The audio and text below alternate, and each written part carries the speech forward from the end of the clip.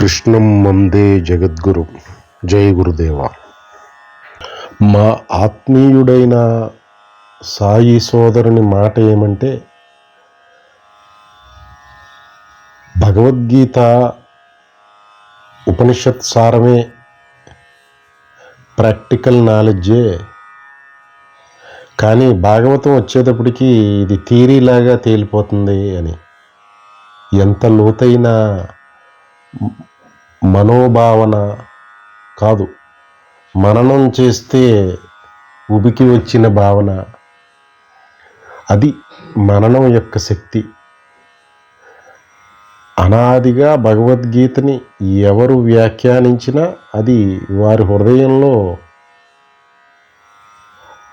నవనీతాన్ని వెలికితీస్తుంది. దాని రుచి వేరువేరుగా ఉంటుంది. నిజమే, భగవద్గీత దాటి భాగవతం వరకు వెళ్ళేటప్పటికీ భాగవతంలో ఉన్న పాత్రలు ప్రహ్లాదుడు, బలిచక్రవర్తి, శుకుడు, వీరందరినీ గమనిస్తే భగవద్గీత 18 అధ్యాయాల్లో స్వామి సూత్రప్రాయం చేసిన సాధనా నియమాలన్నిటినీ విశ్వసించి, విని, ఆచరించి మరణ నిధిధ్యాసలు చేసుకున్న పాత్రలు. అంటే బ్రహ్మీనిష్ట స్థితిని సాధించిన ప్రహ్లాదుడు, శుకుడు, ఈ బలిచక్రవర్తి కనపడతారు. అంటే సమస్త భగవద్గీత సార ఫలానికి వ్యక్తరూపం ఆ పాత్రలు భాగవతంలో. అందుకని భాగవతం ప్రాక్టికల్ నాలెడ్జ్ అయింది. భగవద్గీత పక్కన పెట్టి చూస్తే, భాగవతం గనక పక్కన పెట్టకపోతే భగవద్గీత ప్రాక్టికల్ నాలెడ్జ్లా కనపడుతుంది. అంటే ఇదంతా ఒక హృదయ భావన, దేనికదే. మరి ఆ పరంగా చూస్తే భాగవతం పక్కనే ఒక మహాత్ముడు, ఒక జీవన్ముక్తుడు, ఒక అవధూతను నిలబెడితే భాగవతం దానిలో ఉన్న పాత్రలు కూడా మౌనం వహించవలసి ఉంటుంది. అంటే సూటిగా బాణం వేస్తే ఇక మౌనమే దిక్కవుతుంది. అందుకని మౌన వ్యాఖ్య మూర్తి ముందు ఏ మూర్తి అయినా అమూర్తం అవ్వవలసిందే. అదే శివతత్వం, అదే దక్షిణామూర్తి యొక్క మౌన చిన్ముద్రాతత్వం. అందుకని సాధనాపరంగా సమన్వయం చేసుకునేంత వరకే ఈ ఆర్టిస్టిక్ డైమెన్షన్స్ అన్నీ. ఆపై అనుభవం, మౌనం, తాదాత్మ్యం, అనుభవ తాదాత్మ్యం, స్వస్వరూప బ్రహ్మీ స్థితి, ఆ విషయం వరకు వచ్చేటప్పటికి భాగవతం ప్రాక్టికల్గా కనిపించిన భగవద్గీత ముందు, అది లేనప్పుడు భగవద్గీతే మోస్ట్ ప్రాక్టికల్ అనిపించిన భాగవతం కూడా థియరీగా నిలబడే స్థితి ఒక సద్గురువు, ఒక జీవన్ముక్తుడు, ఒక మహాత్ముడి యొక్క బ్రహ్మీ స్థితి ముందు భాగవతం యొక్క వ్యాఖ్యానం కూడా మౌనం వహించవలసి ఉంటుంది. ఇది మహాత్ములు వారి యొక్క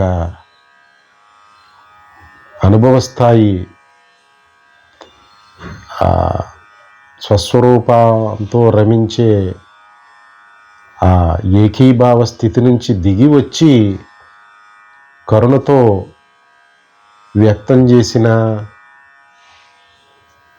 గ్రంథాలు మాట ఇవన్నీ. అందుకని మౌనం ముందు అన్నీ దిగదుడిపే. అది భగవద్గీత అయినా, వేదమైనా, ఉపనిషత్తు అయినా, భాగవతమైనా. మౌన వ్యాఖ్యే. మౌనం గనక తత్వాన్ని వ్యక్తం చేస్తే అవే భగవద్గీత, భాగవతం, మహాత్ముల యొక్క మాట మంత్రమై రక్షిస్తుందని. చేసే కొద్దీ చేయిస్తుంది వేదం, ఆపే కొద్దీ ఆపిస్తుంది త్యాగం. దీనిలో ఆ వేద హృదయాన్ని, త్యాగ హృదయాన్ని గ్రహించవలసి ఉంటుంది ఇక్కడ. అగ్నిలో ఆజ్యం వేసే కొలిది అది రగులుతూనే ఉంటుంది, ఇంకా ఆజ్యాన్ని కోరుకుంటుంది, సమిధల్ని. కానీ త్యాగం, వైరాగ్యం ఎంతటి పనులను తగ్గించుకుంటే ఇంకా ఎక్స్పోనెన్షియల్గా తగ్గించే ప్రయత్నం చేస్తుంది అన్నమాట. మన వేదం చేసే కొలిది ఎందుకు చేస్తుందంటే, ఆ చేసేది అనవసరమైన పాడైపోయే కర్మలు తీసుకోకుండా ఆ కర్మల ద్వారా కనీసం చిత్తశుద్ధైన కలిగి ఒక మైలురాయి దాడతాడు గమ్యం చేరటంలో, రాంగ్ రూట్లో పడి పాడైపోకూడదని. అందుకనే వేదం కర్మకాండని విధించిన, వేదం యొక్క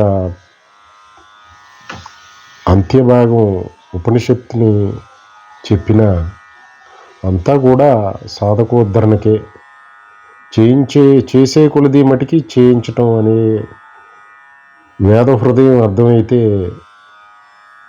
ఇది ఈ లంపటం ఎంత పెట్టుకుంటే అంత పెరుగుతుంది, అంతకంత పెరుగుతుందనే దాని హృదయం అర్థమైతే వైరాగ్యం వైపు అడుగు పడుతుంది అన్నమాట. అందుకే సోదరుని హృదయం ఏంటంటే, నేను చేస్తున్నాననే భావనతో కనుక ఏ పని సలిపినా, అది భగవద్గీత వ్యాఖ్యానమైనా, అది చేసే కొలిది పనులు పెరిగిపోయే లంపటంలో పడతారేమో అని, అది నేను చేస్తున్నాననే భావన కాని స్థితిలో అది మౌనమే, చిన్ముద్ర, ఏకాత్మ స్థితియే ఉంది తప్పితే అక్కడ కర్మ లేదు. కర్మ అకర్మైన స్థితిలో ఏం చేసినా తప్పు కాదు, కానీ అకర్మ కూడా కర్మ అవుతున్న స్థితిలో చేసే కర్మ శాస్త్ర విదితమైన కర్మే ఆచరించవలసి ఉంటుందని. ఇంతకుముందు స్వామి సూచించిన యజ్ఞార్థము జ్ఞానపరంగా చెప్పుకుంటే, ఈ అజ్ఞాన సంబంధ దేహతాదాత్మ్యం అనే అహంకారాన్ని జ్ఞానయజ్ఞంలో సమిధిగా వేస్తే స్వస్వరూప ప్రాప్తి అనే యజ్ఞఫలం లభించాలని అనుకుంటే, భక్తిపరంగా దాన్ని సమన్వయం చేసుకు చూస్తే ఈ వేదంలో పూర్వకాండలో చెప్పిన ఈ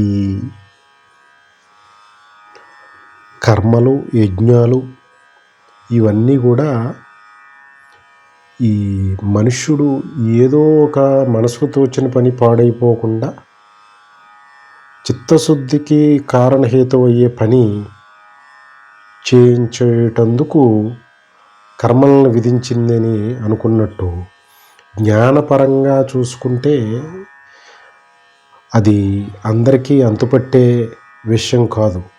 కానీ ఇక్కడ కృష్ణుడి యొక్క హృదయాన్ని యథాతథంగా జ్ఞానపరంగా చెప్పుకున్నాం. యజ్ఞార్థం కర్మలు చేయాలంటే ఆ ఆత్మజ్ఞాన ప్రాప్తిని సాధించే లక్ష్యంగా యోగపరమైన కర్మలు చేయి, అది నీకు సిద్ధిస్తుంది ఎప్పటికైనా అని. కానీ మరి ఆ జ్ఞానప్రాప్తి గమ్యస్థానం అది. ఈలోపు యోగపరమైన కర్మను ఆచరించాలి. ఇక్కడ స్వామి యజ్ఞాన్ని భక్తితో ముడిపెట్టి భక్తి యోగ పరంగా సమన్వయం చేసే ప్రయత్నం కూడా చేశారన్నమాట. అంటే ఏంటంటే, మనస్సు చాలా శక్తివంతమైనది. దేన్ని చింతిస్తే అది దాన్ని పొంది తీరుతుంది. దీనికి ఎక్స్పెరిమెంటు, చిన్న బాలుడిని చూసి దీని వ్యాలిడిటీ చెక్ చేయొచ్చు. వాడిని ఒక చోట కూర్చోబెట్టిన బాలుడిని ఒక చోట కూర్చోబెట్టి దూరంగా ఒక చాక్లెట్ ఏదన్నా పెడితే వాడికి దాన్ని తీసుకోవాలనే సంకల్పం కలిగితే ఆ బాలుడికి, ఒక సంవత్సరం వయసున్న బాలుడికి ఎంత ఆపినా సరే చేతిలోంచి విదిల్చుకుని వెళ్ళిపోవటమో, ఏడిసి గోల పెట్టో, పాకుకుంటూ పోయి ఆ చాక్లెట్ తీసుకుంటాడు వాడు. అంటే వాడికి ఆ సంకల్పం కలిగింది మనసులో, దాన్ని ఏదో రకంగా సిద్ధించుకునే ప్రయత్నం చేస్తాడు. మనం అక్కడి నుంచి దాన్ని ఒక క్షణం వాడికి చూపించి మళ్ళీ అక్కడి నుంచి తీసేస్తే కనీసం ఏడుపు అందుకునైనా, ఆ ఏడుపు ద్వారా అయినా ఆ తల్లిదండ్రుల మనస్సు కరిగించి దాన్ని ప్రాప్తింపజేసుకుంటాడు. అది మనస్సు యొక్క శక్తి. అంటే ఏదో ఒక రూపంలో మనస్సు యొక్క సంకల్ప శక్తిని బట్టే ఫలం ప్రాప్తిస్తూ ఉంటుంది లౌకిక జీవితంలో కూడా. అలాగే ఆధ్యాత్మిక జీవితంలో కూడా మనస్సే దిక్కు ఆ అంతిమం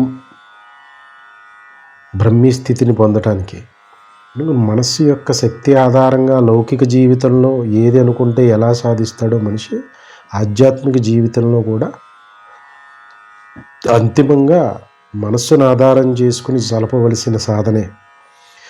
కానీ జ్ఞానపరంగా యజ్ఞార్థాన్ని మహోన్నతంగా చెప్పుకుంటే మరి అది గమ్యం. అది మరి ఈలోపు వేదంలో చెప్పిన యజ్ఞకాండ, యజ్ఞయాగాది క్రతువులన్నీ కూడా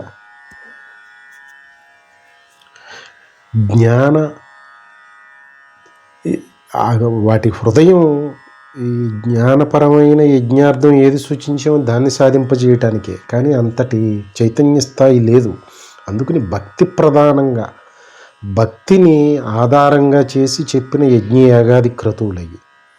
ఇక్కడ స్వామి ఒక మెట్టు దిగి, స్వామి కూడా వేదం సూచించిన యజ్ఞయాగాది క్రతువులు కిందే చెప్పుకుంటున్నారని భావిస్తే అప్పుడు ఏ విధమైన భావన వస్తుంది? స్వామి చెప్పినవన్నీ ఇంతకుముందు యజ్ఞార్థం కర్మలు చేయి, అప్పుడు ఆ యజ్ఞం దేవతలు ప్రీతి చెంది నీ కోరికలు నెరవేరుస్తారు. అప్పుడు ఈ యజ్ఞాలు నీకు కామధేనువులే నీ కోరికలు తీర్చిపెడతాయని జ్ఞానపరంగా చక్కటి సమన్వయం అయింది. ఇప్పుడు దాన్ని భక్తిపూర్వకంగా సమన్వయం, అదే వేద హృదయం. వేదం భక్తికి లింక్ చేసి యజ్ఞయాగాది క్రతువులు చెప్పిందన్నమాట.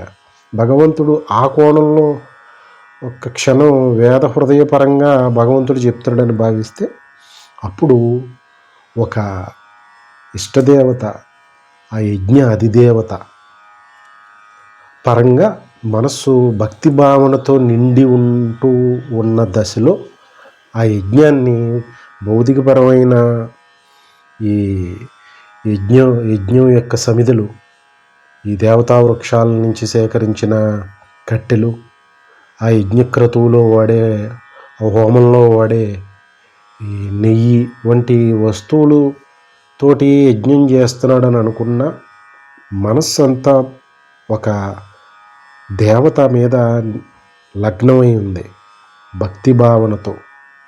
అంటే తనకంటే ఒక అధికమైన ఒక మహాశక్తి ఆ యజ్ఞానికి అధిదేవత అని మనస్సంతా నింపుకుని ఆ దేవత మీద విశ్వాసంతో ఆ దేవత నన్ను రక్షిస్తుందని చెప్పి నమ్మి మనస్సునంతా ఆ దేవత మీద లగ్నం చేసి బుద్ధి చెదరకుండా ఉన్న స్థితిలో భౌతికపరంగా యజ్ఞయాగాది క్రతువు జరిగిన మనస్సు అంతా దేవత మీద నిండి ఉంది కాబట్టి అప్పుడు తప్పనిసరిగా మనోబలం, ఆ మనోశక్తి వలనే దేన్ని చింతిస్తామో అది మనకి ప్రాప్తించి తీరుతుందనే సూత్రం ప్రకారం ఆ ఏకాత్మశక్తి ఇంతటి వైవిధ్యమైన సృష్టిని నడిపిస్తున్న మహాశక్తి ఎంతో చిత్తశుద్ధితో భక్తి భావనతో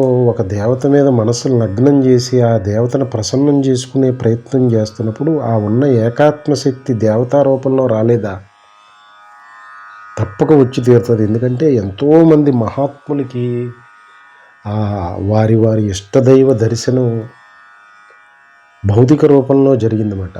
దాన్ని భక్తిపరమైన దర్శనాలు అవి. కానీ జ్ఞానపరంగా వాటిని సమన్వయం చేసుకునే స్థితిలో అటువంటి జ్ఞాని భగవద్ దర్శనాన్ని భౌతిక దేహంతో కూడిన భగవద్ దర్శనాన్ని కూడా ఆశించని స్థాయికి వెళ్తాడు. కారణం అదే జ్ఞానం యొక్క శక్తి, అద్వైత శక్తి, ఏకాత్మ శక్తి. రెండు లేని స్థితిలో అనుభవైక వేద్యమైన మహాత్ముని యొక్క ఏకాత్మ బుద్ధితత్వం అది. అప్పుడు వారు భగవద్ దర్శనాన్ని వారు కోరుకుంటలేదు అన్న స్థితిలో భగవంతుడు దేహమాత్రమైన దర్శనం వారు కోరుకుంటే ఇవ్వచ్చు, కోరుకోకపోతే ఇవ్వాల్సిన అవసరం లేదు. కాబట్టి జ్ఞాన మార్గంలో ఈ భక్తిపరమైన దర్శనానికి అంతటి వివరణ స్వామి ఇవ్వట్లా. ఎందుకంటే స్వస్వరూప ప్రాప్తే బ్రహ్మానంద ప్రాప్తి, అదే దైవ ప్రాప్తి అని జ్ఞానపరమైన సమన్వయం చేసి ఇక్కడ యజ్ఞపరమైన కర్మల్ని భక్తిపూర్వకంగా వేదం యొక్క పూర్వకాండలో విధించిన యజ్ఞయాగాది క్రతువులు పరంగా భగవంతుడు చెప్తున్నాడని భావించి ఆ యజ్ఞానికి ఒక అధిదేవతని నిర్ణయించి ఆ అధిదేవతని ఎంతో పరమభక్తి భావనతో ఇక్కడ యజ్ఞం కూడా యజ్ఞపరమైన కర్మే జరుగుతుంది. అంటే ఆ యజ్ఞం చేసి ఒక కోరికతోనే యజ్ఞం చేస్తున్నాడు, కానీ అది వేద విహితమైన యజ్ఞం కాబట్టి ఆ యజ్ఞానికి ఒక ఫలాన్ని కూడా వేదమే నిర్ణయించి పెట్టింది. పురుషార్థంలో ధర్మార్థ కామమోక్షాలలో తన కర్తవ్యత సంబంధ విధి నిర్వహణని సిద్ధింపజేసుకుంటంలో తనకు కావలసిన కర్తవ్యతను నిర్వహించటానికి కావలసిన ఆ ధన సంపార్జన, ఒక గృహాన్ని ఏర్పాటు చేసుకుంటాం, ఒక ఐశ్వర్యాన్ని పొందడం, తర్వాత ఆపై ఈ దాన ధర్మాలు చేయాలనే ఒక పరితపనతో కర్మ చేయటం, ఇటువంటి కామ్యకర్మే అయినా చూడటానికి ఇది వేదం విధించిన కర్మ అవటంతో అది కామ్యకర్మ కింద చెప్పకుండా వేద విహిత కర్మ కిందే భావించవలసి ఉంటుంది అన్నమాట. వేదం యజ్ఞయాగాది క్రతువులు ఏ యాగం ఏ యజ్ఞం చేస్తే ఏ ఫలం సిద్ధిస్తుందో వేదమే నిర్ణయించి పెట్టింది. ఎందుకంటే అటువంటి జ్ఞానస్థితి, ఆ సాంఖ్యయోగ స్థితి కోటికి ఒక్కడికో, మిగతా అందరూ సాధకులు కర్మభక్తి ధ్యాన యోగుల కింద పరిగణించబడతారని అన్నప్పుడు మరి యజ్ఞపరమైన కర్మలు చెయ్యి నువ్వు అని స్వామి ఇక్కడ భగవానుడు అర్జునుడికి సూచిస్తూ సాధకులకు సూచిస్తున్నారంటే జ్ఞానపరమైన సమన్వయం చేసుకుంటే యజ్ఞం అంటే జ్ఞానయజ్ఞం, అప్పుడు ఇంతకుముందు చెప్పుకున్న సమన్వయం అవుతుంది. కానీ భక్తి భావనతో అది కామ్యకర్మ అనిపించుకోదు. వేదం చెప్పింది కాబట్టి దానికి ఫలం వేదమే చెప్పింది కాబట్టి అది వేద విహిత కర్మ అని సమన్వయం అయిపోయింది. దానికి ఒక క్రతువు, ఒక విధి విధానాలతో యజ్ఞయాగాది కర్మల్ని సూచించి ఇది చేస్తే నీకు ఇది ఫలం వస్తుంది అని వేదం చెప్పిన దాని హృదయం ఈ సాధకుడి యొక్క లౌకికపరమైన కర్తవ్యాన్ని ఏ ఇబ్బందులు లేకుండా నిర్వర్తింపచేసి ఆపై సాధనలో ఇంకా ముందుకు నడిపించి కర్మ నుంచి భక్తికి, భక్తి నుంచి జ్ఞానాలకి నడిపించడానికే వేదం యొక్క తపన కూడా. ఆ వేద హృదయం తపనని ఇక్కడ భగవానుడు భక్తి మార్గపూర్వకంగా యజ్ఞం చేయి అని చెప్తున్నారు. యజ్ఞం పరమభక్తి భావనతో చేస్తారు. ఇది యధిదేవతని ప్రసన్నం చేసుకుంటానికి మనస్సంతా భక్తితో ఆ దైవం మీద లగ్నమై ఉంటుంది, శక్తిని పుంజుకుని ఉంటుంది. అప్పుడు అతను ఏమి ఫలాన్ని ఆశించి యజ్ఞమే చేస్తున్నాడు, కానీ ఒక ఫలాన్ని కూడా ఆశిస్తున్నాడు అక్కడ. కానీ యజ్ఞసహితంగా కర్మ చేస్తూ దేవతను ప్రసన్నం చేసుకుని ఫలాన్ని పొందుతున్నాడు కాబట్టి ఇతడు అహంకారానికి బలం రావట్లేదు. ఇక్కడ నేను చేశాను, నేను కాబట్టి చేశాను, నేను సాధించాననే అవకాశం అటు సాధకుడికి ఇవ్వకుండా దాన్ని వేదం దేవతకు అప్పచెప్పేసింది. ఆ ఫలప్రదానం. అందుకని వీడు విర్రవీయకుండా ఉంటాడు. భక్తి భావనతో శరణాగతి ఆ దేవతపై చేసి ఆ దేవత ఇచ్చే ప్రసాదాన్ని, ఇచ్చిన భోగాన్ని, వరాన్ని ప్రసాదంగా భావించి స్వీకరిస్తే అహంకారం వృద్ధి అవ్వకుండా ఉంటుంది, చిత్తశుద్ధి కలుగుతుంది, భక్తి భావన పెరిగి శరణాగతి భావన పెరుగుతుంది. తద్వారా జ్ఞాన మార్గం వైపు అర్హత పొందుతాడనే కోణంలో సమన్వయం అవుతుంది. భక్తి మార్గ సమన్వయం యజ్ఞపరమైన కర్మ అంటే. ఆ దేవతలో ఇంతటి ఇందాక చెప్పుకున్నట్టు చిత్ర విచిత్రమైన ఒక మొక్క ఇంకో మొక్కలా ఉండదు. ఒక మొక్క ఇచ్చే ఫలం ఇంకొక మొక్క ఇవ్వదు. ఒక మనిషి యొక్క రూపు ఇంకో మనిషికి ఉండదు. ఇంత విభిన్నమైన సృష్టిని ఒక మహాశక్తి ఏకాత్మ ఉన్న అదే బంగారం అన్ని విభిన్న వస్తువుల రూపులుగా ప్రకటితమైనట్లు ఆ ఏకాత్మ తత్సంబంధ మహాశక్తి ఇంత వైవిధ్యభరితమైన విశ్వంగా తనని తాను పోషించుకుంటూ వాడుతున్న లీలా నాటక జగత్తులో తన అంశే అయిన జీవుడు అజ్ఞానం చేత తనను తాను మరిచి ఈ ఒక దేవతని ప్రసన్నం చేసుకుంటానికి సంకల్ప శక్తితో తదేకమైన దీక్షతో ఆ దేవత వరం దర్శనం కోరుకున్నప్పుడు ఆ మహాశక్తి దేవత రూపంలో వ్యక్తం అవ్వలేదా? అయ్యింది. ఎంతోమంది మహాత్ములకి భక్తి యొక్క శక్తి వల్లనే ఆ ఏకాత్మ తత్వం వారు ఏ రూపంలో భగవద్ దర్శనాన్ని కోరుకుంటున్నారో, ఆ భగవంతుడి ద్వారా ఏమి ఆశిస్తున్నారో అవన్నీ వారికి నెరవేరినాయి. ఇక్కడ కూడా ఆ మనిషికి అహంకారాన్ని పెంచకుండా అది ఆ దేవతకి ఆ కర్మఫలానికి మనిషిని కారణం చేయకుండా దేవతను కారణం చేసింది వేదం. భగవంతుడు కూడా ఆ దేవతను కారణం చేస్తున్నారు. అది మాట ఇక్కడ. అంటే ఆ దేవత అనాది ఈ మన తుకారాం గారికి పాండురంగడి దర్శనం అయినా, ఈ ఇంకా ఎంతోమంది మహాత్ములకి ఆ భగవద్ దర్శనాలు, దత్తస్వామి యొక్క దర్శనం వాసుదేవానంద సరస్వతికి అయినా, వాసుదేవానంద సరస్వతి స్వామితో దత్తుడు బాలుడు రూపంలో ఆడుకున్న, ఈ తాడేపల్లి రాఘవనారాయణ శాస్త్రి గారి వంటి మహాత్ములకి అమ్మవారు బాల రూపంలో వారింటిలో నడయాడిన, ఇదంతా భక్తి యొక్క శక్తికే నిదర్శనం కదా. విజ్ఞానపరంగా మహోన్నతమైన సమన్వయంలో ఏకాత్మ భావనలో ఈ భగవద్ దర్శనం కూడా కోరే స్థితిలో లేని స్థితికి వెళ్ళిపోయాడు జ్ఞాని. కానీ భక్తి ప్రయాణ మార్గంలో భక్తి మైలురాయి దగ్గరికి చేరినప్పుడు ఒక భగవద్ దర్శనాన్ని మనస్సు ప్రేతంగా కాంక్షిస్తుంది. ఆ భగవంతుడు యొక్క కృపను కోరుకుంటుంది.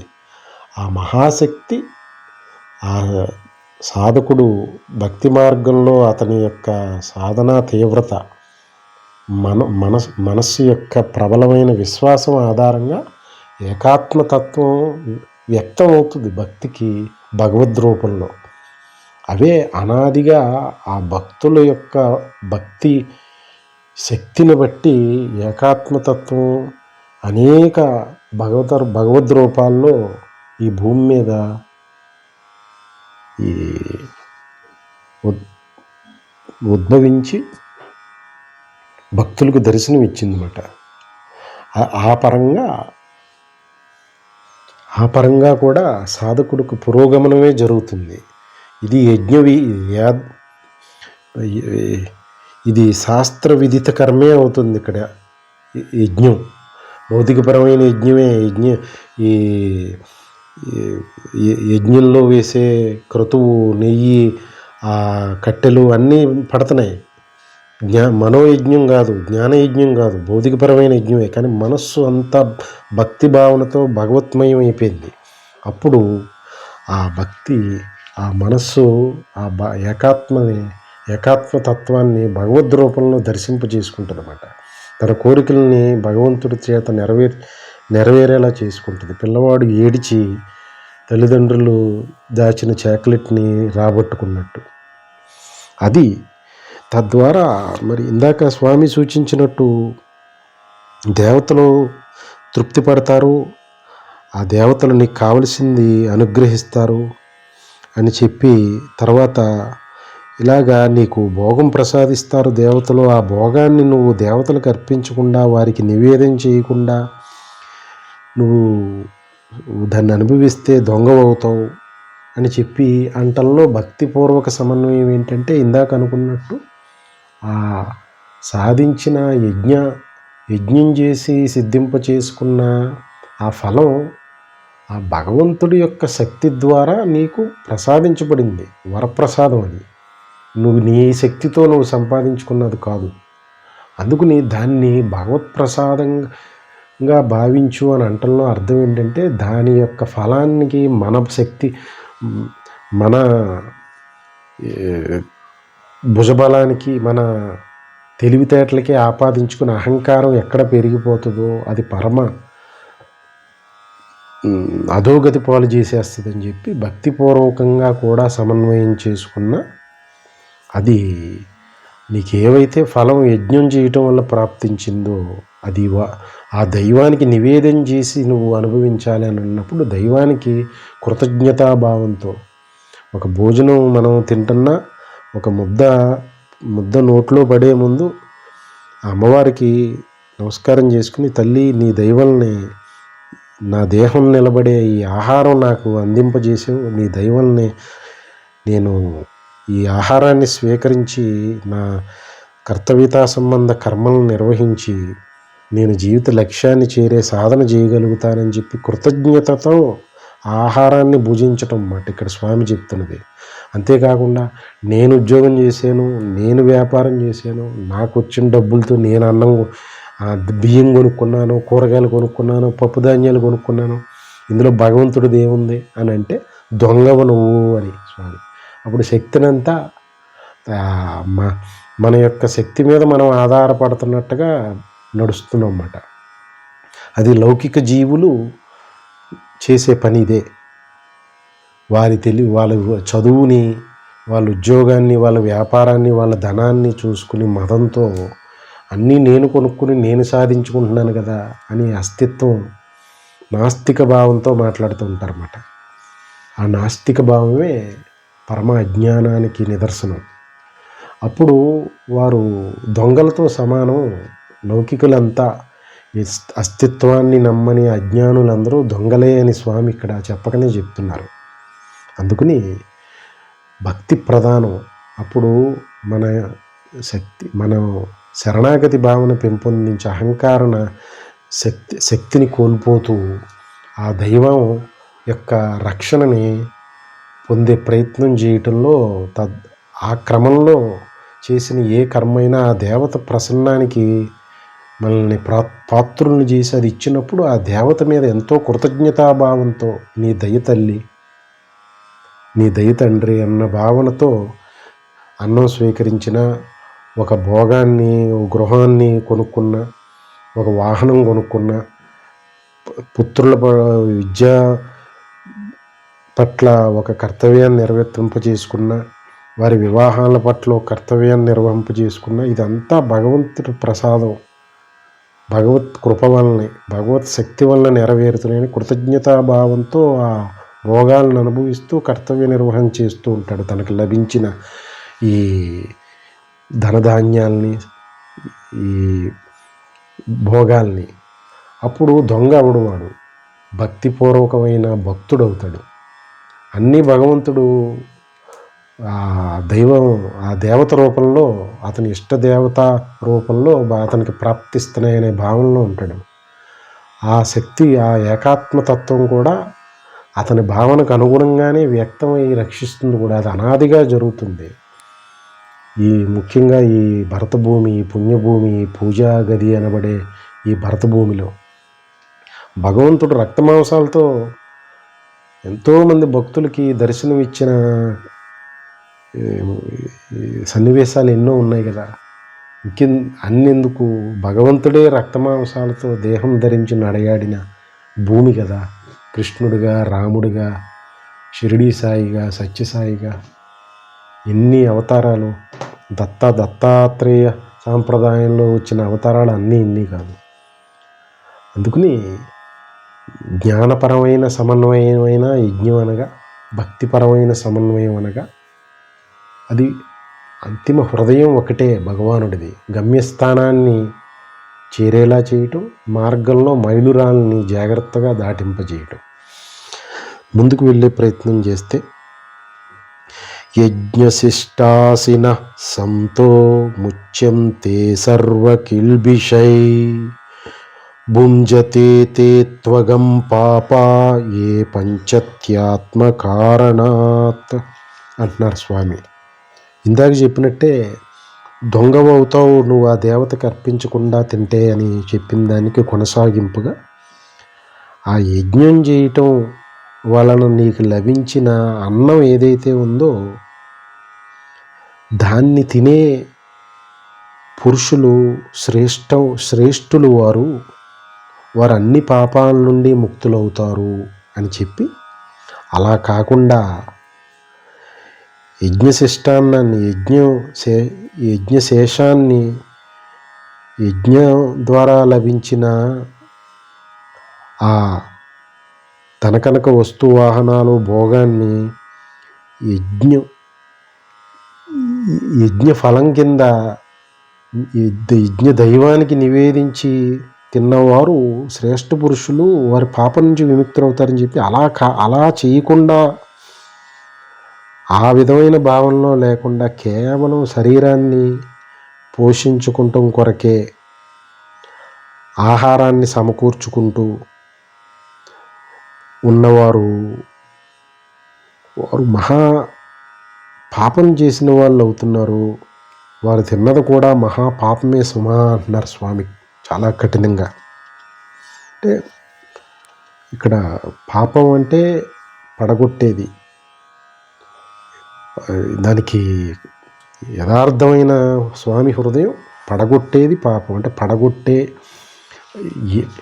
ఏ ఆలోచన, ఏ మాట, ఏ పని మనిషిని అధోగతి పాలు చేస్తుందో అది పాపం. ఇక్కడ పాపాన్ని తిన్నట్టు పాపం మూటగట్టుకుంటారు అని అంటంలో స్వామి ఉద్దేశం చాలా గంభీరమైనది. అటువంటి భావనలో లేకుండా కేవలం దేహాన్ని పోషించుకుంటానికి ఆహారాన్ని సమకూర్చుకుని వండుకుని తినేస్తే నీ మనస్సు అంతా అహంకారమయమైపోయి ఉంది. అది నిన్ను ఉన్నతిని చేకూర్చే స్థితికి నీ మనస్సు పురోగమించట్లేదు.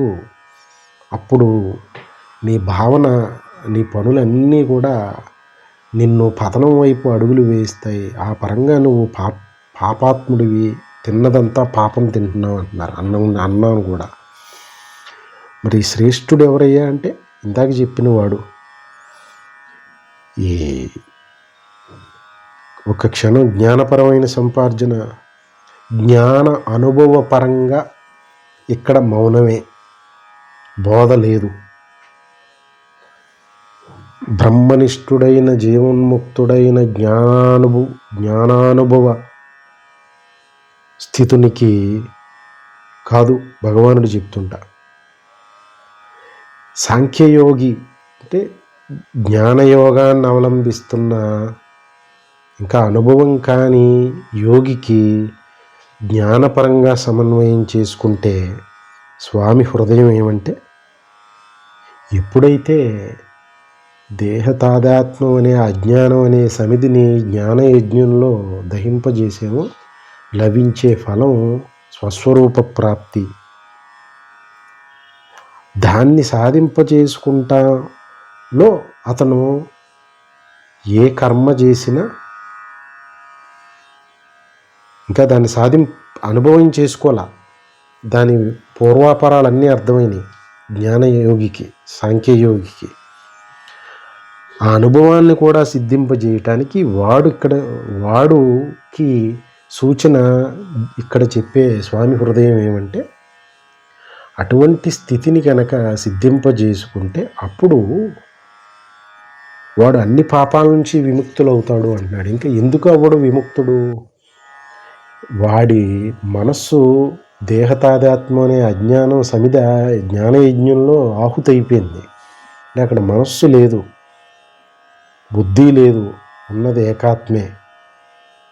దాన్నే వ్యవహారికంగా సంకల్పం చేస్తున్నది మనస్సు, వివేచనతో నిర్ణయం చేస్తున్న బుద్ధి అని 2 శక్తులు ఉన్నాయనుకుంటే అవి కూడా ఆత్మ యొక్క వ్యక్త రూపాలే. అప్పుడు ఏకాత్మ భావనతో ఆ జ్ఞానయోగి వ్యవహరించినప్పుడు అప్పటికి ఇంక వాడింక ముక్తుడై ముక్తస్వరూపంగా మిగిలాడు. వాడికి ఇంకా పాపం నుండి విముక్త అవ్వటం అనేది సాధింపవలసిందన్నట్టుగా అనుభవం లేని జ్ఞానయోగి సూచిస్తున్నారు. ఒక్క క్షణంలో అనుభవం అయితే ఇవన్నీ కూడా అతనికి సంబంధించిన విషయాలు కాదు అన్నట్టుగా తేలిపోతాయి. ఈ పాపాలు, ముక్తుడు అవ్వటం ఇవన్నీ. కానీ జ్ఞానయోగికి ఇంకా అనుభవం కాలేదు కాబట్టి అతనికి ఈ జ్ఞానయజ్ఞం మూలాన్ని పాపం నుంచి విముక్తుడవుతామని ఉత్సాహాన్ని ఇచ్చి ఏ స్థితిని సాధిస్తాడో దాన్ని సూచిస్తున్నారు జ్ఞానయజ్ఞం ద్వారా. ఈ ముక్తుడు అవ్వటం, పాపాలు తొలగటం అన్నీ తన స్వస్వరూపంలో అప్రస్తుతమైపోతాయి ఆ స్థితిలో. కానీ జ్ఞానయోగికి ఒక క్లూ ఇచ్చారన్నమాట. భక్తి యోగ పరంగా ఏం చెప్తున్నారు? ఆ భక్తుడికి యోగపరమైన కర్మ చేస్తూ ఒక యజ్ఞాన్ని, వేద విహితమైన యజ్ఞాన్ని, ఒక ఫలాన్ని ఆశించి చేసిన పురుషుడైతే అది భగవత్ ప్రసాదితమైన యజ్ఞఫలం శిష్టాన్నము అని సంబోధిస్తున్నారు. అంటే యజ్ఞం చేస్తే ఆ దేవత ప్రసాదించిందని, దాన్ని దేవత యొక్క ప్రసాదంగా భావించి భుజిస్తే ఆ లభించిన అన్నము, లేదంటే ఆ ధనధాన్య ఐశ్వర్యాలని ఇక్కడ స్వామి భావన, దాన్ని ఆ విధమైన మనోభావనతో అనుభవిస్తే పాపాల నుంచి విముక్తుడైపోతాడు భక్తి యోగికి కూడా. కారణం అక్కడ మనస్సు పరమభక్తి భావనతో, శరణాగతి భావంతో తనకు లభించిన ధనకనక వస్తువాహనాలు తన స్వశక్తితో సాధించినవి కాదు, ఒక దైవశక్తి ప్రసాదించింది అని ఆ దైవశక్తి ప్రసాదించిన యజ్ఞంలో ప్రసాదించిన ఆ భగవత్ ఉచ్చిష్టంగా భగవంతుడు తిని తనకి సగం తిని తనకిస్తే ఎంగిలని అనరు కదా. భగవంతుడు తను తిని ఇచ్చిన ఎంగిలినే ప్రసాదంగా భావించి కళ్ళకద్దుకుని తిన్నట్టుగా అనుభవిస్తాడు ధనకనక వస్తువాహనాలను. అప్పుడు ఇంకా వాడికి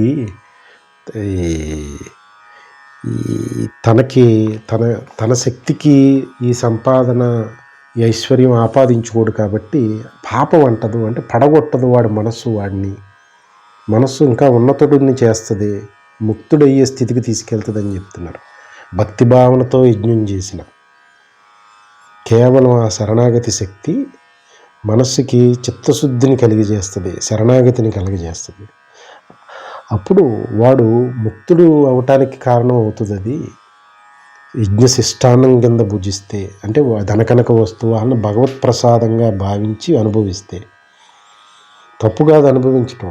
ఇంకా వాడు పరమజ్ఞాని, జీవన్ముక్తుడైపోలేదు, ఇంకా కర్తవ్యతా సంబంధ కర్మల్లో ఉన్నాడు. ఆ గృహాన్ని నిర్వహించాలి, పిల్లల విద్య, వాళ్ళ వివాహం, వాళ్ళ కాళ్ళ మీద వాళ్ళని నిలబెట్టడం, తనకున్న సమాజపరమైన కర్తవ్యం, ఇవన్నిటినీ నిర్వహించడానికి తనకి పురుషార్థ ప్రాప్తి అవసరం, ధర్మార్థ కామ మోక్షాలు అవసరం. వాటిని యజ్ఞశిష్టాన్నంగా భగవత్ ప్రసాద్యంగా భావించి పొందుతాడు, అనుభవిస్తాడు. కానీ అనుభవించేటప్పుడు వాడు మనస్సు అంతా అది భగవంతుడి ప్రసాదం అని భావనతో చేయటంతో వాడికి పాపం అంటది కదా, వాడు ముక్తుడైపోతాడు త్వరలో అని చెప్తున్నారన్నమాట. అది ఇక్కడ స్వామి అందరినీ వైరాగ్యంలోకి నెట్టేసి ఏమీ వద్దు మీరు గోచి కొట్టుకుని కూర్చోండి అని చెప్తలేదు. మోస్ట్ ప్రాక్టికల్ టీచర్ అన్నమాట భగవానుడు. మహాజ్ఞానికే అలా చెప్పట్లేదు స్వామి. ఆ జ్ఞాని ఎలా ఉండాలనుకుంటే వారు అలా ఉంటారు, అది వారి ఇష్టం. భగవానుడు ఎవరికీ అటువంటి కష్టతరమైన నియమాలు విధించట్లేదు. మోస్ట్ లిబరల్ వ్యూ మాట భగవానుడిది. మరి ఇంకా మా గమ్యం చేరని బాటసారి మైలురాళ్ళు దాటుతున్న కర్మయోగికి భక్తియోగికి ఇవన్నీ వదిలేసి కూర్చో, నన్ను నానామే స్మరించు, ఒక రాయిలా పడుండు, అంతటి కఠినంగా ఈ సనాతన ధర్మం భగవానుడి భగవద్గీత ఎప్పుడూ బోధించలేదు మాట. అరే కర్మ చెయ్యి పాడైపోతావు, కర్మ చెయ్యి పాడైపోతావు, చేయకపోతే అని మొత్తుకుంటుంటే నీకు అన్నీ లభిస్తాయి, కానీ మనస్సుని సరిదిద్దుకో, లేకపోతే పాడైపోతావు, అంతే స్వామి ఆశిస్తున్నది. అన్నీ వదులుకుని ఎక్కడికి పొమ్మంట్లా, దాన్ని భక్తి భావనతో భగవత్ప్రసాదితంగా పొందు, అనుభవించు, నువ్వు గమ్యానికి చేరిపోతావు, ముక్తుడు అవుతావు అంటున్నారు. ఏమి భాగ్యం ఇది! ఎంత లిబరల్ వ్యూ ఇది! ఎంత లిబరల్ గైడెన్స్ ఇది! ముందుకు వెళ్తే అన్నాద్భవంతి భూతాని పర్జన్యాదన్న సంభవ యజ్ఞాద్భవతి పర్జన్యో యజ్ఞకర్మ సముద్భవ అంటున్నారు స్వామి. అని కర్మ బ్రహ్మోద్భవం విద్ధి బ్రహ్మాక్షర సముద్భవం తస్మాత్ సర్వగతం బ్రహ్మ నిత్యం యజ్ఞే ప్రతిష్ఠితం అంటున్నారు స్వామి. అంటే స్వామి ఇంకా వివరిస్తూ చాలా లోకంలో సృష్టి వ్యవహారికమైన సృష్టి, అంటే ఇంకా అజ్ఞాన సంబంధమైన లౌకికుల కోణంలో సాధనామయమైన కర్మభక్తి యోగుల చైతన్య స్థాయి పరంగా స్వామి దీనిని వ్యవహారికమైన సృష్టి చక్రాన్ని ఎలా తెలియజేసే ప్రయత్నం చేస్తున్నారన్నమాట. ఆ రహస్యాన్ని ఇది జ్ఞానపరంగా జీవన్ముక్త బ్రహ్మనిష్ఠులకి బోధ లేదు ఇక్కడ, మళ్ళీ ఎక్కడా ఉండదు వారికి, మౌనమే. కానీ స్వామి ఈ యోగులు కర్మభక్తి ధ్యాన యోగులు పరంగా అనుకున్నా అనుకోకపోయినా ఈ అస్తిత్వాన్ని నమ్మని నాస్తికులు లౌకికులు వారికి ఏ విధమైన ఈ భగవంతుడి ధ్యాస లేకపోయినా సాధన పట్ల విశ్వాసం లేకపోయినా వారు కూడా బాధలను అనుభవిస్తున్నారు. వారికి జనన మరణాలు, మరణిస్తున్నాం పుట్టామని అంటున్నారు. వారి పరంగా లోకంలో ఈ ప్రాణుల యొక్క ఉత్పత్తి జన్మకి రివర్స్ ఇంజనీరింగ్ చేసి దాని యొక్క లింకేజ్ తెలియజెప్తున్నారన్నమాట. అంటే ఇక్కడ ఇంతకుముందు అనుకున్నట్టు ఈ అమృతమయమైన ఏకాత్మ స్థితిలో విశ్వమే దేహంగా గల ఏకాత్మ తన మహాశక్తి చేత తన దేహాన్ని తను పోషించుకుంటూ నడుస్తున్నది. ఇదంతే, ఈ కథ అంతా అమ్మ అయ్యేవారిదే, ఆ ఏకాత్మ ఆ మహాశక్తిది, ఇంకా ఆ ఒక్కదానిదే. అప్పుడు ఈ జనన మరణాలే అనే ప్రసక్తే లేదు. కానీ ఆ అనుభవం కానంత వరకు మరి ఆ సాధకుడికి కంటిన్యూటీని చూపించాలి. అంటే మరణంతో అయిపోలేదు, మరి ఆ బాధ పడుతున్నాడు అక్కడ. ఏదో సాధించాలి సాధనలో జీవిత లక్ష్యాన్ని ఆత్మానుభవాన్ని పరితపన సాధకుడు. వాడికి కంటిన్యూటీ, ఈ ఏకాత్మతత్వం అనుభవం అయ్యే వరకు కంటిన్యూటీ చూపించడం గురించి, మరణించింది జన్మించవలసిందే మరణించవలసిందే, మధ్యలో స్థితి నడుస్తుంది. ఈ స్థితి స్వస్థితి అనుభవంగా మారినప్పుడు జనన మరణాలు లేవు. నిరంతరాయమైన అస్తిత్వమే ఉంది అనే స్థితికి చేరే వరకు ఆ కంటిన్యూటీ గురించి జనన మరణాలను, జననానికి ముందు, జననం, జననం తర్వాత మరణం, ఈ సైకిల్ని ఈ నిరంతరమైన ప్రక్రియగా, అంటే అఖండంగా ఒక సైకిల్ని, జీవుడి సైకిల్ని చూపించడానికి నీవు మరణించడంతో ఏమీ లేకుండా అయిపోవు, మళ్ళా జన్మిస్తావు, ఆ మధ్యలో స్థితి ఉంటుంది నీ ఉనికి అని చెప్పి ఒక చక్రాన్ని, అతని జీవుని యొక్క స్థితిని కంటిన్యూటీ చూపిస్తున్నారు జనన మరణాల వల్లనే. అదే రిలీజియన్, అదే ఈ మతం. ఒక ఋషి ఈ సాధకుడి యొక్క సాధనకి మహాసమన్వయం చేస్తూ ఈ భగవానుడి హృదయాన్ని అర్థం చేసుకుని ఋషులు స్థాపించిన మాట ఈ మతం. ఆ మతంలో జనన మరణాలను ఈ భగవానుడు కూడా చెప్పారు. వాళ్ళ వరకు ఎందుకు, భగవానుడే జననం గురించి చెప్తుంది ఇప్పుడు ఇక్కడ. అదే ఆ జనన మరణం అనేదాన్ని స్వామి సూచించారు. దానికి స్వామే కంటిన్యూటీ చూపించటానికి, కంటిన్యూటీ అనే ఉంది ఎప్పుడు అనేది అనుభవం కానంత వరకు వాడు నేను చనిపోతున్నాను, పుట్టుతున్నాను, ఉంటున్నాను అని అంటున్నాడు. కాబట్టి చనిపోయిన తర్వాత లేకుండా పోవు, చనిపోయిన తర్వాత తన దేహం ఉండదు కదా అనే భయంలో ఉన్నాడు. కాబట్టి ఆ కంటిన్యూటీ, మళ్ళా జన్మిస్తావు నువ్వు, ఆ మధ్యపారంలో ఉన్న కంటిన్యూటీ నీ మరణం తర్వాత కూడా ఉంటుంది, దేహం లేకుండా ఉంటుంది, మరలా దేహం తీసుకుంటావు అని చెప్పి నెగిటివ్ వేలో కంటిన్యూటీని చెప్తున్నారు. అనుభవంలో పాజిటివ్ వే ఆఫ్ కంటిన్యూటీ, ఆత్మానుభవంలో.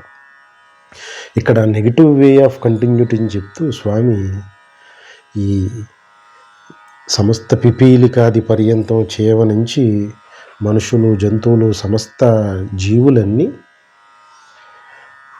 ఆహారం నుంచి పుడతాయి అని చెప్పి, ఈ ఆహారం, అన్నం వర్షం వలన ఏర్పడుతుంది అని స్వామి ఆ సైకిల్ని రహస్యంగా చెప్తున్నారన్నమాట. ఈ వర్షం ఏమో యజ్ఞం వలన కురుస్తుంది, ఈ యజ్ఞాలకి మూలం విహిత కర్మలు అని చెప్పి, ఈ విహిత కర్మలు వేదంలో చెప్పబడి ఉన్నాయి, వేదం మూలం వీటికి అని చెప్పి, మళ్ళీ ఈ వేదం ఏమో నిత్య సత్యుడైన పరమాత్మ నుంచి ఉద్భవించిందని చెప్పి, ఈ సైకిల్ని అంతా చెప్పి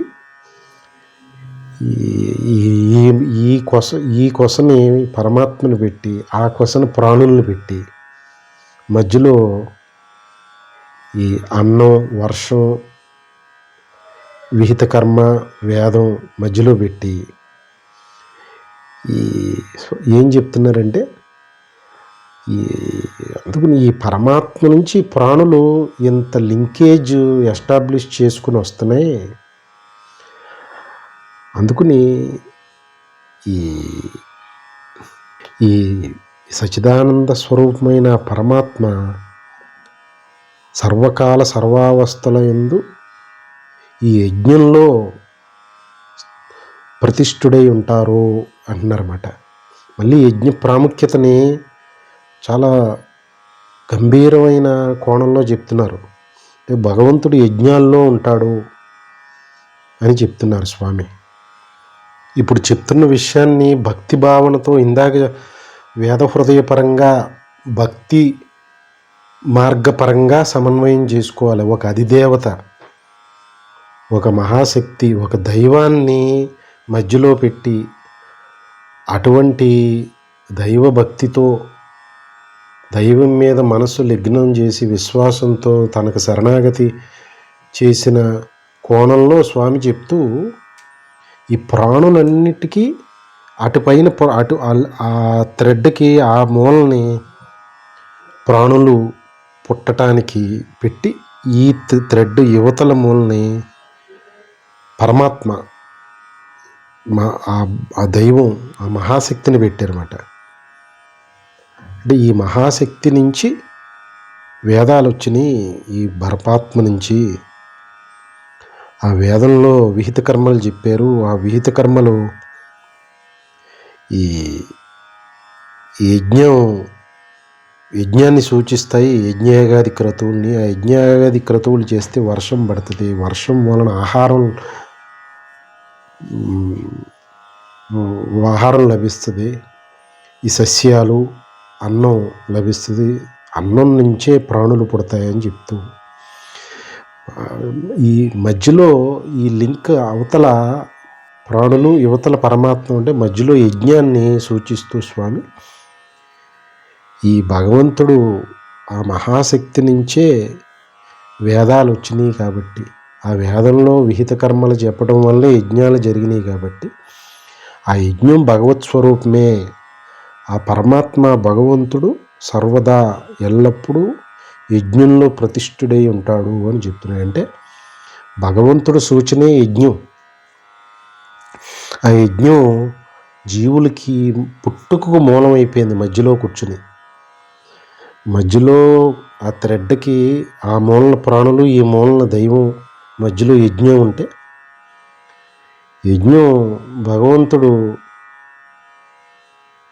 సూచించి వేదం ద్వారా సూచించినటువంటి విహిత కర్మ ప్రామాణికం కాబట్టి ఆ యజ్ఞాన్ని ఆచరించడం వలనే వర్షం కురిసి ఆహారం లభించి తద్వారా జీవులు పుడతాయి. కాబట్టి యజ్ఞాలలో భగవంతుడు సర్వదా ప్రతిష్ఠుడై ఉన్నాడని సమన్వయం చేస్తున్నారు స్వామి.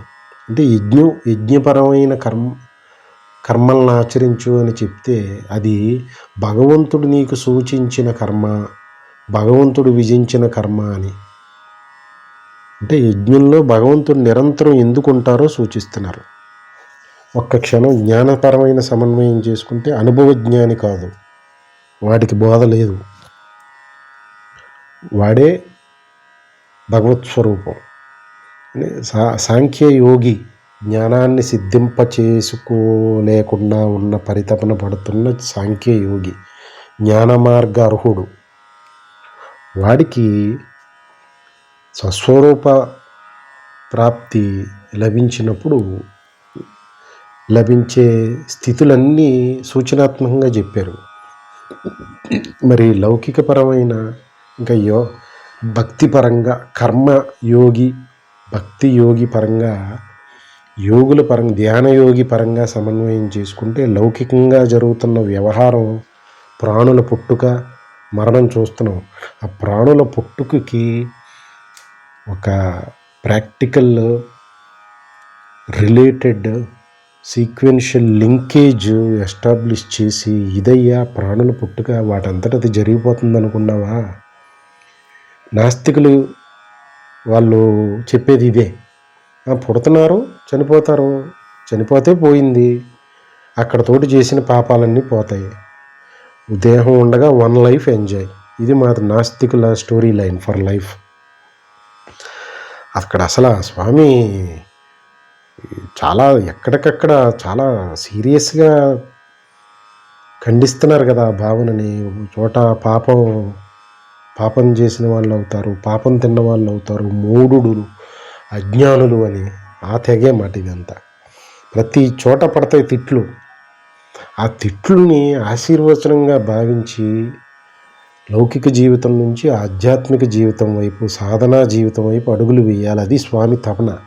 తిట్లు తిట్టేసి నిరాశ నిస్పృహలకు లోన్ చేయటం కాదు. అలా ఈయన తిట్లు తినటానికే నాస్తికుడు ఇటువైపు తొంగి చూడ్డు కదా, గొడవే లేదు.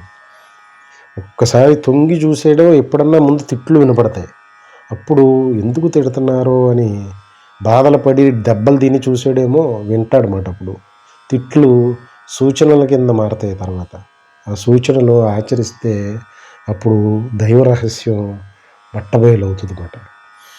అంటే ఇక్కడ స్వామి యజ్ఞాన్ని బలపరుస్తున్నారు. యజ్ఞం ఏదో ఆషామాషిగా, అది భక్తిపరమైన సమిధులతోటి, ఈ నెయ్యితోటి చేసే భౌతిక యజ్ఞం అయిన మనస్సు పరమ భక్తి భావనతో దైవం మీద లగ్నమై ఉంటుంది. ఆ యజ్ఞం సాక్షాత్తు పరమాత్మ స్వరూపం అని ఎందుకంటున్నాను, పరమాత్మే విధించారు దాన్ని. పరమాత్మ విధించిన దాన్ని ఆచరించే వాడిని ఉద్ధరించడం పరమాత్మ కర్తవ్యం అయిపోతుంది అప్పుడు. అందుకనే ఆ యజ్ఞం చేసిన వాడికి ఆ దైవం వచ్చి యజ్ఞఫలం ఇవ్వాల్సిందే. అది రహస్యం. అందుకే ఈ ఇతిహాసాలు, రామాయణం, భారతంలో యజ్ఞాల ద్వారా దైవానుగ్రహాన్ని పొందిన సన్నివేశాలు ఎన్నో ఉంటాయి. ఇతిహాసం ఇవి జరిగినాయి ఒకానొక యుగాల్లో, ఒకానొక దేశకాలాల్లో. అది అప్పుడు ఈ ప్రజల చైతన్య స్థాయిని బట్టి ఈ ఈ దేవత ప్రత్యక్షంగా దర్శనమిచ్చి ఉండవచ్చు. ఇప్పటి చైతన్య స్థాయి దేశకాలాలకి కలియుగంలో యజ్ఞదేవత యొక్క ప్రత్యక్షం జరగటం అనేది సాధ్యం కాకపోయి ఉండవచ్చు. కానీ గొప్ప తపస్సంపన్నులు, మహాత్ములు వారి భక్తి శక్తి ద్వారా భగవంతుడి దర్శనాన్ని ప్రాప్తి చేసుకున్నాయి. ఈ దేశ కాలాల్లో కూడా మన సమకాలికులు అయిన మహాత్ములు పొందిన భగవద్ దర్శనాలు ఎన్నో ఉన్నాయి. ఇవన్నీ ఉత్సాహాన్ని నింపే విషయాలు, పరమ ధైర్యాన్ని నింపే విషయాలు. ఆ ఏకాత్మ అగోచరమైనది, నిర్గుణమైనది. అది భక్తుడు కోరుకుంటే ఆ భక్తి శక్తి అతని మనోశక్తిని బట్టి ప్రత్యక్షం అయిపోతుంది. అది వాడు కోరుకుంటే. అవే భగవద్ దర్శనాలు మహాత్ములకు జరిగినవి. జ్ఞాని, బ్రహ్మీ స్థితిని పొందిన అనుభవజ్ఞాని దాన్ని కోరుకోడు. దాన్ని కూడా అదే 18వ మోక్ష సంజ్ఞం, మోక్షమే వద్దు పో అన్నట్టుగా మాట్లాడతారు స్వామి. ఇంక అటువంటి వాడికి ఈ కరచరణాదులతో కూడిన దైవ దర్శనం కూడా ఆశించని స్థితిలో జ్ఞాని ఉన్నప్పుడు వాడికి ఇంకా ఈ పరమసత్యం కానటువంటి ఆ దైవ దర్శనం భగవంతుడు కోరుకోని వాడికి ఎందుకు? కానీ కోరుకున్న వాడికి ఆ దైవం, ఆ ఏకాత్మ నిర్గుణమైనదైనా గుణాలతో కూడుకుని కర్ణచరణాదులతో రాలేదా?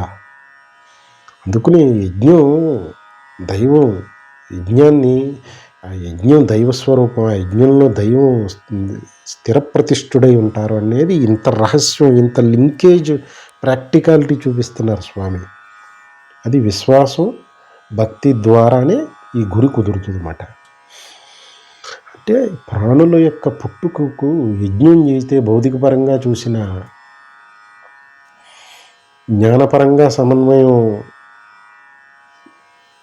మనం ఇంతకుముందు చేసుకున్నాం. ఇప్పుడు యజ్ఞాలు చేయటం వలన వర్షం కురుస్తుందని అనటంలో రహస్యం ఏమంటే ఒక్క క్షణం జ్ఞానపరమైన కోణం చూసుకుంటే తన స్వస్వరూపానుసంధానం గావించుకున్న జ్ఞానయోగి చేసే కర్మలన్నీ లోక కళ్యాణ సంబంధమైన కర్మలు ఉంటాయి.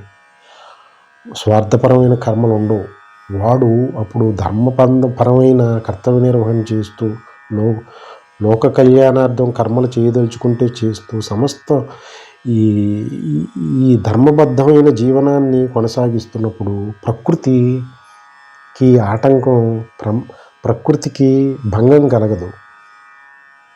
ఈ మహాశక్తి ఈ భూమి రూపంలో, పంచభూతాల రూపంలో, ఆ భూమిపైనున్న ఖనిజాలు, వృక్షాలు, ఆ వృక్షాలు ద్వారా లభిస్తున్న ఆహార ధాన్యాలు, కూరగాయలు, పళ్ళు, ఇవన్నీ కూడా భూమిని ఆధారం చేసుకుని పంచభూతాల ఆధారంగా నడుస్తున్నాయి. వ్యవస్థ మహాశక్తి నడుపుతుంది.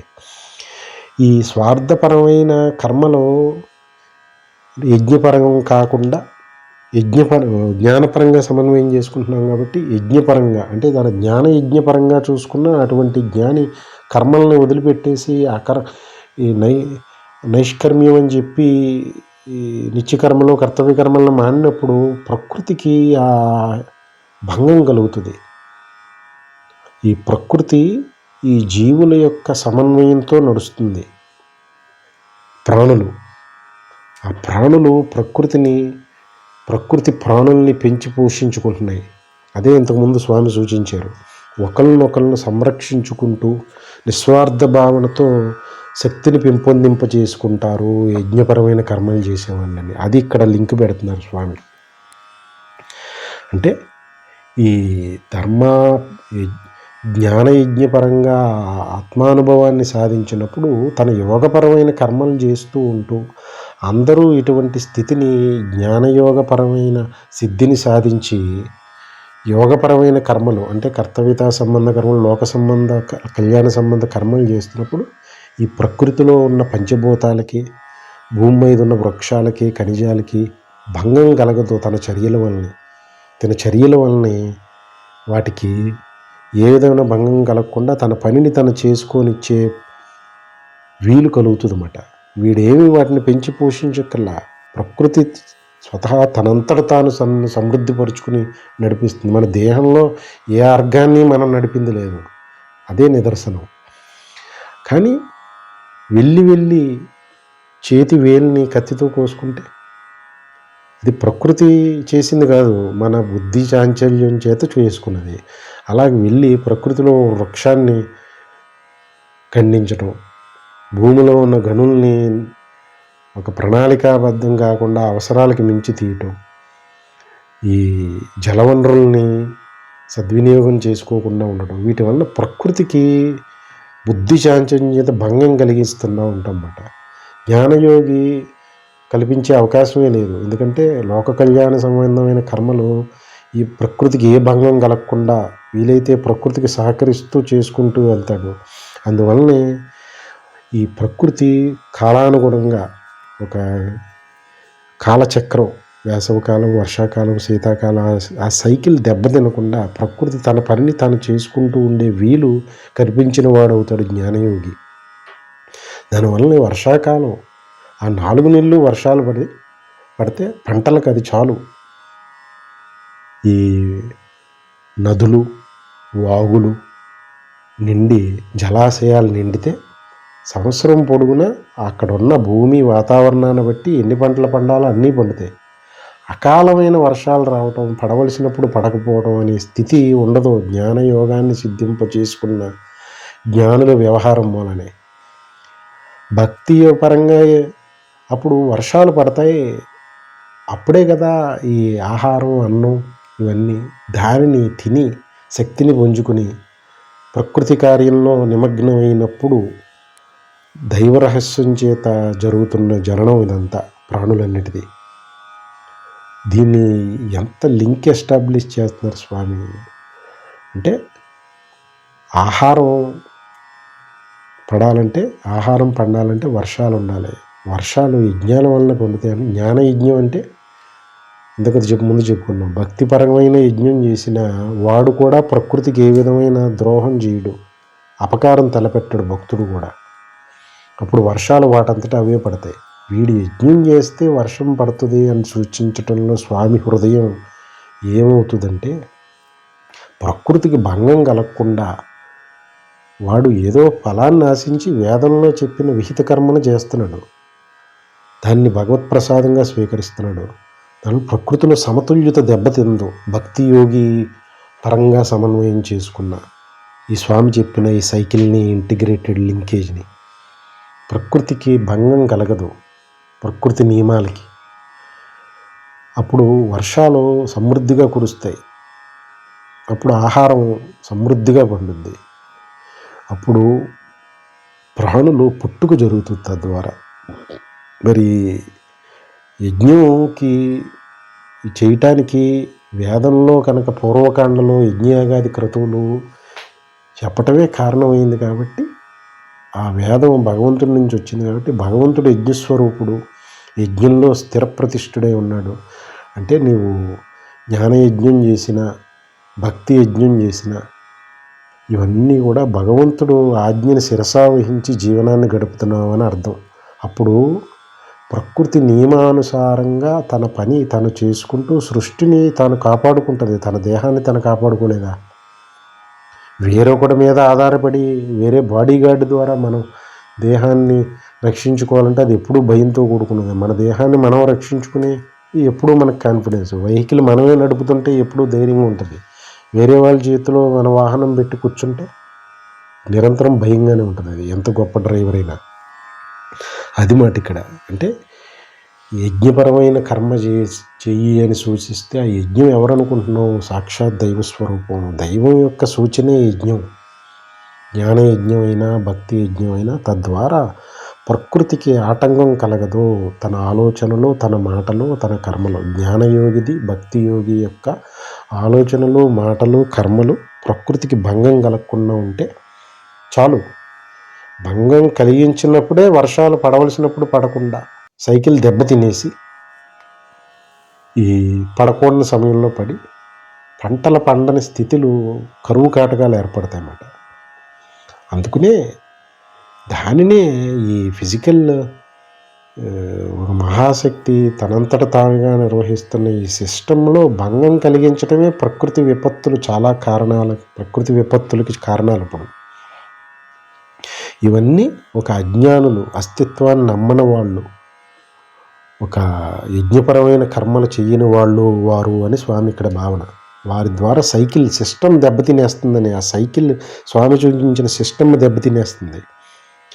అంటే ఈ లౌకిక జీవుల వలన ప్రాణుల పుట్టుక కూడా కొన్ని కంట్రీలు అయితే మీకు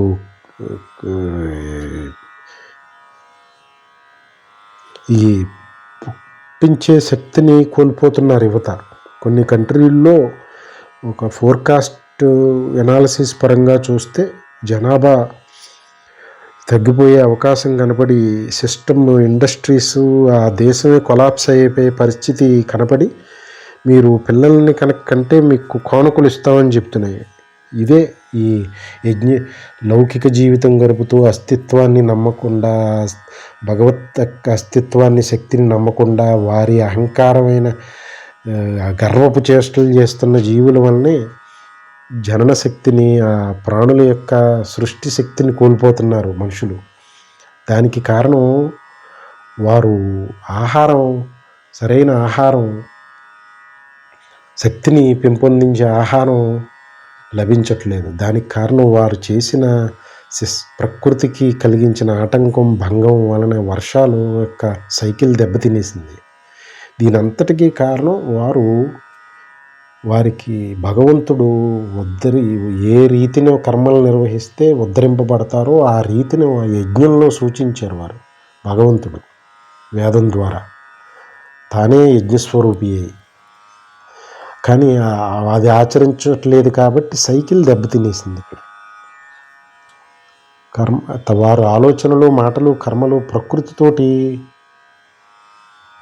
కలబడిపోతున్నాయి. ప్రకృతిని తన పనిని తాను చేయనివ్వకుండా ఈ అహంకారపు అజ్ఞానం వారి ఆలోచనల్ని, పనుల్ని, మాటల్ని, ప్రకృతిని చిన్నాభిన్నం అయ్యేలా చేసేస్తుందన్నమాట. సైకిల్ దెబ్బతింటంతో ఈ మొత్తం ఆ కొసనున్న ప్రాణుల యొక్క మనుగడకే ప్రమాదం వచ్చింది. ఇప్పుడు ఈ కొసని భగవంతుడు ఉండనే ఉన్నారు, సాక్షిగా చూస్తున్నారన్నమాట వీరి చేష్టల్ని. అందుకనే సనాతన ధర్మంలో అణువుని భగవత్ రూపంగా భావించటం. భగవంతుడు కానిది, ఆ మహాశక్తి కానిది, ఆ ఏకాత్మ కానిది ఏముంది?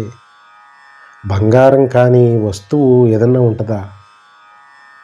అదే ఇక్కడ స్వామి తపన. భగవత్మయంగా మీకు జ్ఞానం లేకపోవచ్చు కాక దాన్ని సిద్ధింపజేస్తాను, నేను చెప్పింది విశ్వసించి ఆచరించండి అయ్యా అని స్వామివారి తపన ఇక్కడ. దాన్నే యజ్ఞ రూపంలో నీకు నేను సూచనలు చేశాను వేదం ద్వారా, దాన్ని ఆచరించు. ప్రకృతి నిన్ను రక్షిస్తుంది. నేను దేవతనే వచ్చి నిన్ను అన్నీ కావలసినవి అన్నీ నెరవేర్చి పెడతాను. నువ్వు వాటిని సుఖంగా అనుభవించు. నీ అహంకారాన్ని పెంచుకోకుండా దైవం యొక్క ప్రసాదంగా భావించు. అప్పుడు నిన్ను గమ్యస్థానానికి చేరుస్తాను అని స్వామి మొత్తుకుంటే చూచే నాదుడు లేడు, చూసినా వినే నాదుడు లేడు, విన్నా ఆలోచించే నాదుడు లేడు, ఆలోచించిన దానిని అనుభవింపజేసుకుంటానికి ప్రయత్నం చేసే నాదుడు లేడు. అంగట్లో అన్నీ ఉన్నా అల్లుడి నోట్లో శనన్నట్టు అనాదిగా భగవద్గీత లేదా? మరి ఎందుకు ఈ బాధలో, ఈ ఆహాకారాలు? ఒక్క క్షణం తొంగి చూస్తే నిర్భయ స్థితి, అఖండానంద స్థితి లభ్యమవటం తథ్యం కదా. సర్వం శ్రీ సద్గురార్పణమస్తు. జై గురుదత్త.